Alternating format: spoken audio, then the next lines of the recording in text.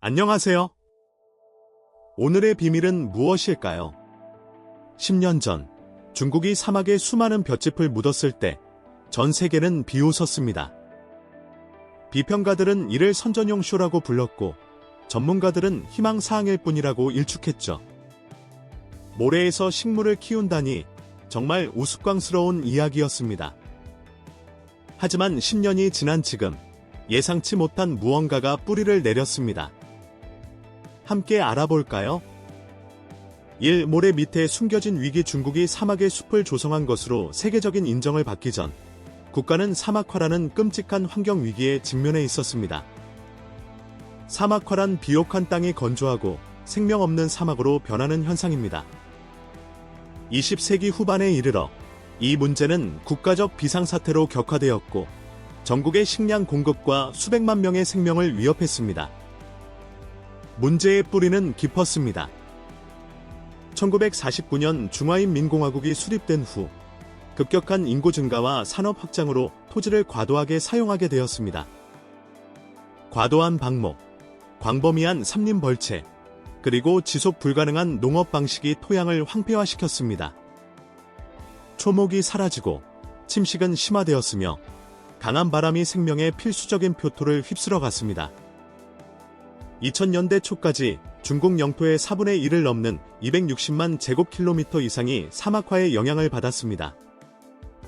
내몽골, 간수, 닝샤, 신장과 같은 북부 및 북서부 지역에서는 한때 생산적이던 땅이 모래로 변했습니다. 죽음의 바다라고 불리는 타클라마칸 사막은 계속 확장하며 마을, 도로, 도시를 위협했고 거대한 모래 폭풍을 일으켰습니다. 2006년 한 해에만 중국은 17번의 주요 모래 폭풍을 겪었습니다. 먼지 구름은 대한민국, 일본, 심지어 미국까지 도달했습니다. 사람들에게 미치는 영향은 심각했습니다. 약 4억 명의 인구가 사막화된 지역 또는 그 근처에 살고 있었습니다. 농작물은 실패했고 수원지는 말라붙었으며 수많은 공동체가 삶의 터전을 잃었습니다. 내몽골에서는 주민들이 집을 버리고 떠나야만 했고 이로 인해 중국은 세계에서 몇 안 되는 국가 공인 생태 난민을 보유한 나라가 되었습니다. 이 위기는 단순히 환경적인 문제만이 아니라 정치적인 문제이기도 했습니다. 중국이 세계적인 강대국으로 발돋움하려는 시점에서 걷잡을 수 없는 사막화는 국가의 명성을 위협했습니다. 임시 방편으로는 충분하지 않았습니다. 국가는 장기적이고 비전 있는 해결책을 필요로 했습니다. 이러한 필요 속에서 사막의 확산을 막고 땅을 복원하기 위해 설계된 거대한 인공숲, 바로 녹색 장성이라는 개념이 탄생했습니다. 이 나무로 만든 장벽, 그리고 의심의 눈초리 사막화가 악화되자 중국은 작은 해결책들로는 사막의 확산을 막을 수 없다는 것을 깨달았습니다. 1978년, 정부는 대담한 환경 프로젝트를 시작했습니다. 바로 삼북방호림 프로그램, 일명 녹색 장성입니다. 이는 인류 역사상 가장 큰 조림 운동이 되었습니다. 이 계획은 중국 북부 전역, 즉 동북부의 둥베이, 북부의 화베이, 북서부의 간수를 가로지르는 거대한 나무띠를 심는 것을 목표로 했기에 삼북이라는 이름이 붙었습니다. 이 살아있는 장벽은 농장과 도시를 위협하는 고비, 사막과 타클라마칸 사막의 전진을 막아낼 것이었습니다. 이 프로그램은 1978년부터 2050년까지 총 73해에 걸쳐 8단계로 진행될 예정이었습니다. 목표는 3,500만 헥타르가 넘는 황폐화된 땅을 복원하는 것이었습니다. 이 숲지대는 길이 4,500km 이상, 너비는 최대 1,500km에 달하며 중국 북부를 가로지르는 거대한 녹색 아치를 형성하게 될 것이었습니다. 이것은 단순히 나무를 심는 것 이상이었습니다. 전 국가적인 노력이었죠. 지방정부는 숲을 심고 보호하라는 명령을 받았습니다. 국가 정책은 인센티브를 제공했습니다. 1980년대에는 퇴경환림 프로그램을 통해 농부들이 훼손된 농지를 다시 숲이나 초원으로 되돌리는 대가로 보상을 받았습니다. 학생, 노동자, 군인을 포함한 시민들은 식수 활동에 참여하도록 장려되었고, 때로는 의무적으로 참여해야 했습니다. 문화 캠페인도 한몫했습니다. 1981년, 중국은 3월 12일을 전국 식수일로 지정했습니다. 이는 애국적인 행동 촉구의 상징이 되었습니다. 프로젝트가 성장함에 따라 중국은 나무의 생존율, 숲의 건강, 그리고 생태학적 결과를 추적하기 위해 연구, 모니터링 도구, 그리고 위성에 투자했습니다. 그 규모는 엄청났습니다. 전문가들은 가뭄에 강한 종을 시험하고 관계 시스템을 구축했으며 볏짚 체커보드와 토양 계량제 같은 기술을 사용했습니다. 이 계획은 숲을 넘어 혼농임업, 초지 복원, 관목, 사막 작물을 포함하여 회복력을 향상시키는 방향으로 확장되었습니다. 단일 재배보다 다양한 생태계의 혼합이 더 나은 장기적 결과를 가져왔기 때문입니다. 2000년대 초, 위성 사진에는 한때 황량했던 땅 위로 녹색 지대가 퍼져나가는 모습이 드러났습니다. 실패율은 여전히 높았고 많은 이들이 프로젝트의 성공을 의심했지만 진전은 눈에 보였습니다. 국내외의 회의적인 시선에도 불구하고 중국은 절박함, 과학, 그리고 커져가는 국가적 자부심을 원동력으로 앞으로 나아갔습니다. 하지만 아무리 대담한 계획이라도 비웃음을 살 수 있습니다. 세상이 당신의 비전을 믿어주지 않을 때 무슨 일이 일어날까요? 알아보기 전에 듣고 계신 모든 분들께 10초만 부탁드릴 것이 있습니다. 저를 도와주실 수 있다면 알림벨을 누르고 구독 버튼을 눌러주세요. 이 채널에 정말 큰 힘이 됩니다. 그렇게 해주신다면 저도 여러분을 위해 이 쇼를 더욱더 좋게 만들기 위해 최선을 다하겠습니다. 약속할까요? 3전 세계의 비웃음을 사다 중국의 녹색 장성은 세계적인 주목을 받았지만 동시에 조롱과 의심의 대상이 되기도 했습니다. 지구상에서 가장 혹독한 환경 중 하나인 사막에 나무를 심는다는 것은 많은 사람들에게 비현실적으로 보였습니다. 국내외 전문가들은 이 프로젝트가 처음부터 실패할 운명이라고 믿었습니다. 초기 결과는 그들의 생각이 옳았음을 증명하는 듯했습니다. 1980년대 후반과 1990년대 위성 사진에는 새로 심은 숲의 상당수가 죽어버린 모습이 나타났습니다. 사막의 조림지 전체가 건조하고 헐벗고 생명 없는 유령 숲으로 변해버렸습니다. 일부 지역의 나무 고사율은 50에서 85%에 달했습니다. 이러한 실패는 중국이 자연과의 싸움에서 지고 있다는 믿음을 더욱 굳건하게 만들었습니다. 환경과학자들은 심각한 우려를 제기했습니다. 심어진 나무의 대부분이 포플러나 소나무 같은 외래종이었습니다. 이 나무들은 건조한 기후에서 살아남을 회복력이 부족했습니다. 충분한 물, 영양분, 또는 생물 다양성 없이는 숲은 해충, 질병, 그리고 가뭄에 취약했습니다. 비평가들은 잘못된 종을 심는 것이 토양 상태를 악화시키고 장기적인 피해를 초래하여 하나의 재앙을 또 다른 재앙으로 대체할 수 있다고 경고했습니다. 언론은 가혹했습니다. 국제 언론들은 이 프로젝트를 효과보다는 상징성에 치중한 녹색 연극이라고 일축했습니다. 헤드라인들은 비용, 진정성, 그리고 규모에 대해 의문을 제기했습니다. 일부 해외 전문가들은 중국의 하향식 접근 방식과 대규모 동원을 비판하며 더 깊은 개혁 없이는 지속 불가능하다고 지적했습니다. 심지어 중국 내부의 일부 생태학자들도 회의적이었습니다. 지역 전문가들은 이 프로젝트가 살아남은 나무가 아닌 심은 나무의 수를 세는 데 너무 집중하고 있다고 경고했습니다. 다른 이들은 일부 지역에서 새로운 숲이 농장과 강의 물 공급을 감소시킨다고 지적했습니다. 많은 사람들이 사막은 막을 수 없다고 믿었습니다. 모래에 돈을 묻는 격이라는 표현은 그 노력을 어리석고 시대에 뒤떨어진 것으로 조롱하는 흔한 모욕이 되었습니다. 한동안 중국의 캠페인은 지나치게 야심찬 환경계획의 경고 사례로 여겨졌습니다.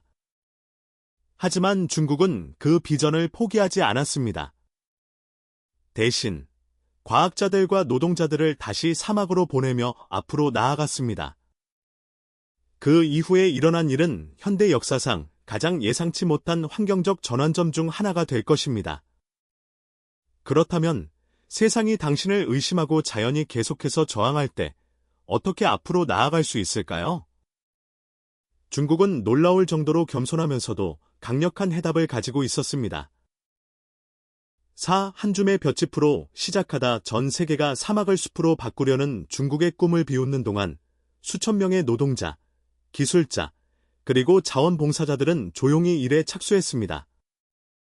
녹색 장성의 초기 단계는 첨단 기술이나 막대한 자금이 아니라 끈기, 창의성, 그리고 혹독한 사막 조건에 맞춰진 기본적인 방법들로 이루어졌습니다.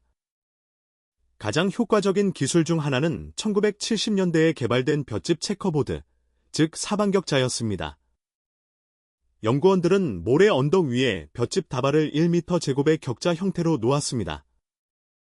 이 격자들은 지표면의 바람 속도를 늦추고 움직이는 모래를 안정시키며 수분을 유지하고 사막 식물이 뿌리 내리는 것을 도왔습니다. 시간이 지나면서 이것들은 생명을 위한 기초를 만들어냈습니다. 볏짚은 예상치 못한 곳에서 나왔습니다. 바로 중국의 쌀 산업이었습니다. 매년 2억 톤이 넘는 쌀겨가 남는데 보통 태워지거나 버려지는 이 볏짚이 핵심 자원이 된 것입니다. 트럭에 실린 볏짚은 타클라마칸과 같은 사막으로 운반되었고 그곳에서 떠다니는 모래는 마을, 철도, 도로를 위협하고 있었습니다. 노동자들은 중요한 기반 시설을 보호하기 위해 손으로 볏짚을 펼쳤습니다. 한편 전국 식수일은 중국의 환경 동원을 상징하는 중요한 날이 되었습니다. 1982년에 시작되어 국가적인 전통으로 발전했습니다. 1982년부터 2021년 사이에 전국적으로 자원봉사자들에 의해 약 780억 그루의 나무가 심어졌습니다. 학교, 군부대, 정부기관, 그리고 시민들이 참여하여 캠페인의 가시성과 국가적 자부심을 강화했습니다. 식수 작업은 고된 일이었습니다.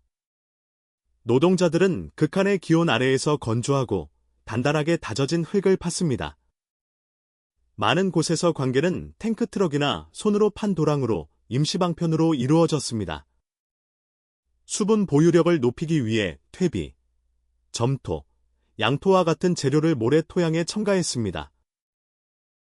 이러한 노력들은 말 그대로 미래의 성과를 위한 기반을 닦았습니다. 모든 나무가 살아남지는 못했습니다. 하지만 볏짚 체커보드는 모래 언덕을 제자리에 고정시키기 시작했습니다. 일부 시험 지역에서는 모래 이동이 99%나 감소하여 새로운 식물이 자랄 수 있게 되었습니다. 진전은 느리고 노동 집약적이었지만 실질적인 것이었습니다. 그럼에도 불구하고 사막은 여전히 강력한 상대였습니다. 생존율은 낮았고 도전은 계속되었습니다. 가장 힘든 날들은 아직 오지 않았습니다. 하지만 위대한 이야기에는 좌절이 없는 법이죠. 야망이 가혹한 현실과 충돌했을 때 무슨 일이 일어났을까요? 좌절과 성찰의 시간. 중국의 녹색 장성은 에너지와 희망으로 시작되었지만 사막은 예상보다 훨씬 더 거칠다는 것을 곧 증명했습니다. 타클라마칸과 고비 사막 같은 대상 지역은 단지 건조한 것이 아니라 수세기 동안의 바람과 가뭄으로 형성된 극한의 환경이었습니다. 일부 지역은 연간 강수량이 10mm에 불과했고 기온은 여름에는 섭씨 45도에서 겨울에는 영하 20도까지 오르내렸습니다. 이러한 조건들은 나무가 생존하는 것을 거의 불가능하게 만들었습니다. 초기 식재 지역에서는 많은 묘목들이 1년 안에 죽었습니다. 토양은 모래투성이었고 건조했으며 영양분이 부족했습니다. 관계를 통해 물을 공급해도 물은 종종 너무 빨리 증발하거나 빠져나가 버렸습니다.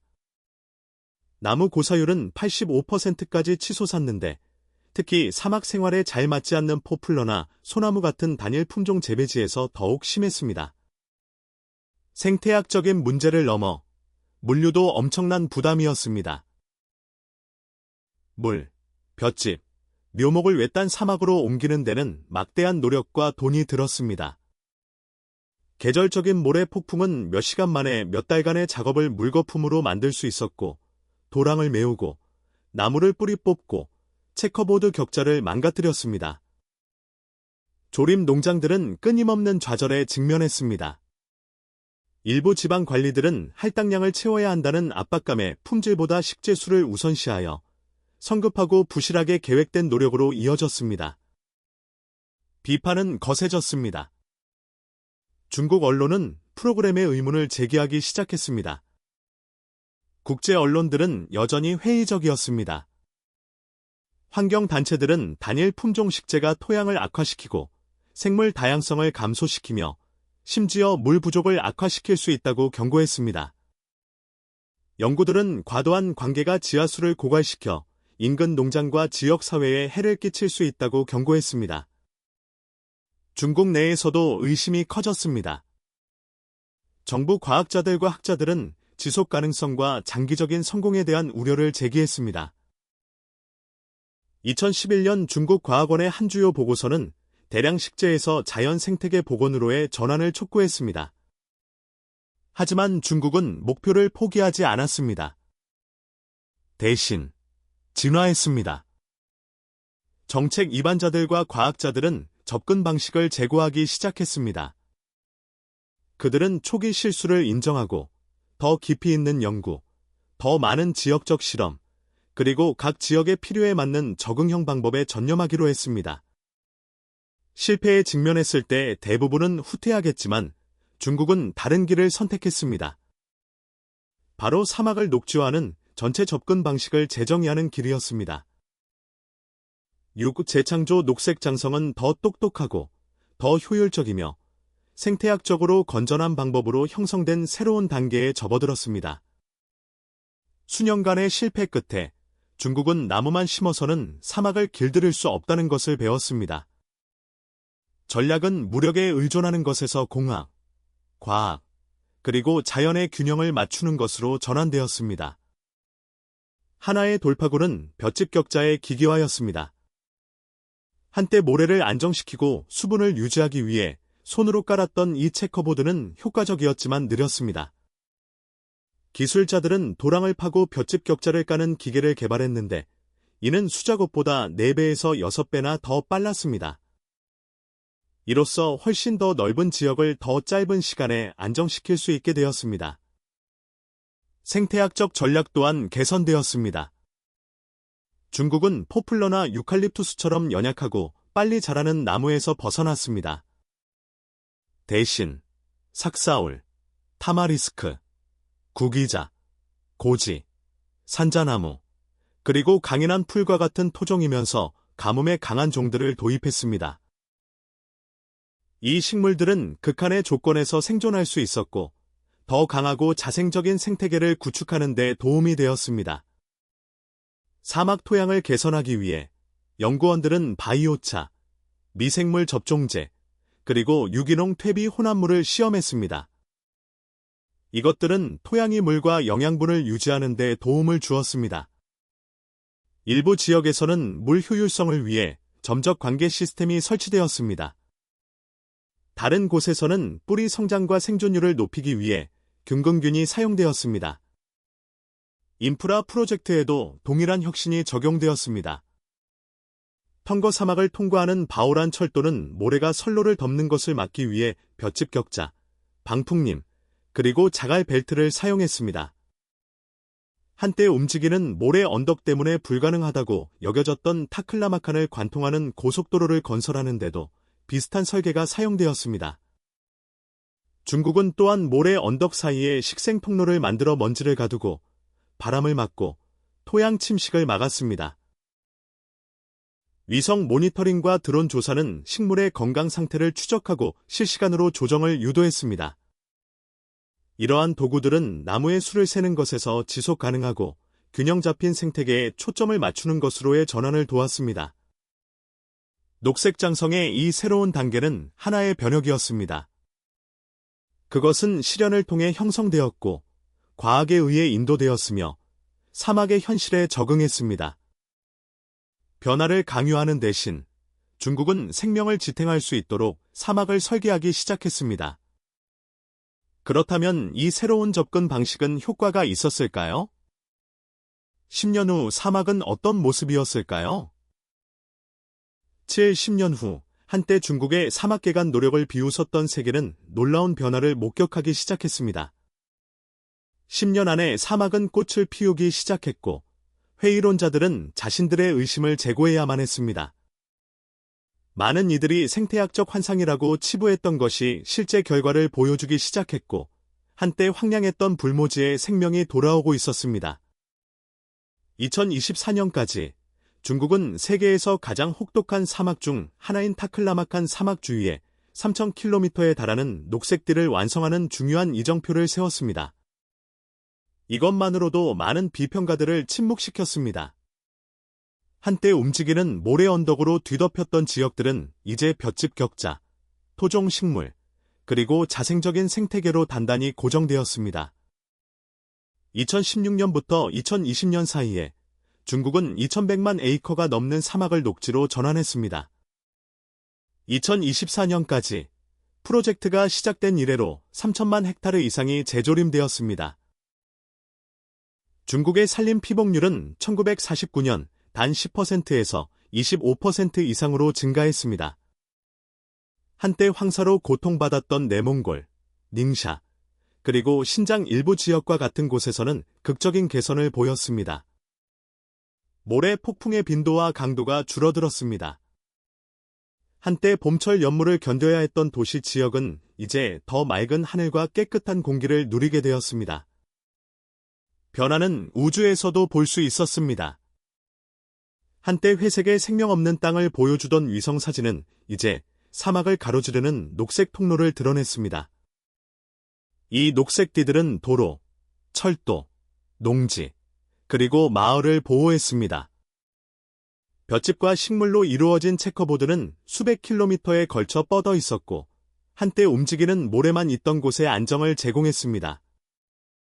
한때 30년 안에 모래에 묻힐 것이라고 예측되었던 바오란 철도는 한때 조롱받았던 바로 그 방법들 덕분에 보호를 받으며 계속 운영되었습니다. 타클라마칸을 통과하는 고속도로 역시 자갈벽과 식생장벽의 지원을 받으며 굳건히 서 있었습니다. 2000년대 초에는 불가능해 보였던 것이 현실이 되었으며 이는 설계, 인내, 그리고 생태학적 회복력의 증거입니다. 한때 비웃음거리였던 중국의 비전은 사막 개간에 대한 세계적인 사례의 연구가 되었습니다. 이러한 변화에 감명받으셨다면 좋아요 버튼을 눌러주세요. 세상이 한때 외면했던 이야기를 공유하는 데 큰 도움이 됩니다. 하지만 변화는 중국 국경에서 멈추지 않았습니다. 한때 조롱받던 이 아이디어가 세상을 바꿀 수 있을까요? 8. 세계적인 청사진 자연을 복원하는 것을 넘어 중국의 녹색 장성은 실질적인 경제적 이익을 가져왔습니다. 이전의 사막은 생태 관광에 개방되어 새로운 숲길을 보고 싶어하는 여행객들을 끌어모았습니다. 지역 주민들은 구기자, 포도, 사막 약초를 재배하기 시작했고 버려진 땅을 생산적인 농장으로 바꾸었습니다. 지속 가능한 농업에 대한 정부 지원은 일자리를 창출하고 빈곤을 줄이며 농촌 지역 사회를 강화했습니다. 세계적으로 이 노력은 주목을 받았습니다. 중국은 조롱의 대상에서 혁신, 계획, 그리고 생태학적 성공의 모델로 변모했습니다. 국내 실험으로 시작된 것이 전 세계적인 영감이 되었습니다. 이는 국가들이 혹독한 지형을 개간하는 방식에 대한 생각을 재구성했으며 사막도 되살아날 수 있음을 증명했습니다. 2000년부터 2027년까지 나사 데이터에 따르면 전 세계 녹지 면적이 증가했으며 중국 단독으로 그 증가분의 4분의 1 이상을 차지했습니다. 이는 주로 녹색 장성과 다른 조림 프로그램 덕분이었습니다. 이러한 노력들은 중국의 환경 이미지를 역전시켜 쉐트의 이야기를 갱신과 리더십의 이야기로 바꾸었습니다. 생태학적 영향은 측정 가능했습니다. 재조림된 지역은 탄소를 저장하는 데 도움을 주어 기후 목표 달성에 기여했습니다. 바람 침식과 먼지 폭풍이 줄어들었습니다. 농작물이 더 잘 자랐습니다. 모래 폭풍이 줄어들면서 호흡기 질환도 감소했습니다. 야생 동물이 돌아왔고 새, 곤충, 작은 포유류들이 복원된 지역에 다시 정착하기 시작했습니다. 생물 다양성이 서서히 돌아오고 있었습니다. 다른 국가들도 주목했습니다. 사해, 중앙아시아, 그리고 중동 지역의 국가들은 중국의 모델을 연구하기 시작했습니다. 볏짚 격자, 지역 사회 나무 심기, 기계를 이용한 재조림과 같은 저비용 방법들은 다른 곳에도 적용 가능했습니다. 중국 전문가들은 세네갈에서 지부티까지 땅을 녹조하는 것을 목표로 하는 아프리카 연합의 녹색장성 이니셔티브와 협력했습니다. 국내에서는 국가적 자부심이 치솟았습니다. 중국 언론은 변화 전후의 사진을 공유했습니다. 시민들은 자국의 변화를 축하했습니다. 한바이럴 게시물은 이러한 감정을 잘 포착했습니다. 그들은 불가능하다고 말했죠. 하지만 이것 좀 보세요. 오늘날 복원된 지역은 내몽골과 간수로 생태 관광객을 끌어들이고 있습니다. 이전에는 불모지였던 땅에서 이제는 지역 및 수출 시장을 위한 작물이 생산됩니다. 중국의 과학, 전통, 그리고 정책의 결합은 세계를 위한 모델이 되었으며 비전, 인내, 그리고 결단력만 있다면 사막조차도 꽃을 피울 수 있다는 증거가 되었습니다. 여러분은 다른 나라들도 중국의 녹색 장성 전략을 모방할 수 있다고 생각하시나요? 아래에 댓글을 남겨주세요. 다음은 어느 나라가 되어야 한다고 생각하시나요? 오늘 영상이 흥미로우셨다면 주저하지 마시고 좋아요 버튼을 누르고 제 채널을 구독해주세요. 여러분의 지지는 저희에게 매우 중요합니다. 화면에 나타나는 다음 영상을 꼭 확인해보세요. 저희가 가져오는 콘텐츠를 분명히 좋아하실 겁니다. 다음에 저희가 어떤 나라를 탐험했으면 하는지에 대한 댓글도 남겨주세요. 시청해주셔서 감사하며 다음 영상에서 뵙겠습니다.